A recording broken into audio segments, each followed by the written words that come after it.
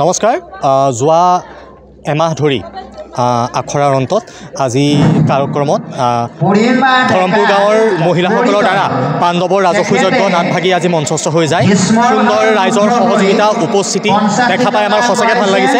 মহিলাসকলেও সম্পূৰ্ণ উদ্যম, সম্পূৰ্ণ তেওঁলোকৰ নিজৰ অভিনয় দক্ষতাখিনি তেওঁলোকে দেখুৱাই তেওঁলোকে অভিনয় কৰিছে। আমি বিৰাট ভাল পাইছোঁ। আমি আশা কৰিছোঁ ধৰমপুৰ গাঁৱৰ আইসকলৰ দ্বাৰা আমি এই ধৰণে আগলৈও আমি অভিনয় দেখা পাম। তেওঁলোকৰ আমি উজ্জ্বল ভৱিষ্যত কামনা কৰিছোঁ।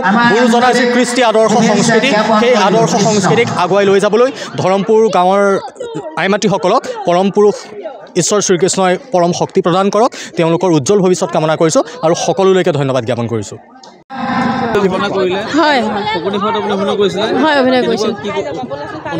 এয়া মোৰ প্ৰথম অভিজ্ঞতা। ভাল লাগিলে, বহুত ভাল লাগিলে। আগলৈ হ'লেও কৰিম আৰু নিশ্চয় কৰিম। কি ভাও কৰিছিলে? শকুনি ভাও কৰিছিলোঁ। নাই আগতে কৰা নাই। ভাল লাগিলে অনুভৱ। এইবাৰ মোৰ প্ৰথম। ভাল লাগিলে ধৰমপুৰৰ মহিলাসকলৰ সহযোগত আৰু যুৱকসকলেও সহযোগ কৰিছে, চবেই কৰিছে সহযোগ। ভাল লাগিলে কৰি, বিৰাট ভাল লাগিলে। লগতে আমাৰ পৰিচালক মোৰ সৰু বাৰু বয়সত, কিন্তু তেখেতে আমাক বহুত সহায় কৰিলে। ভাল লাগিলে।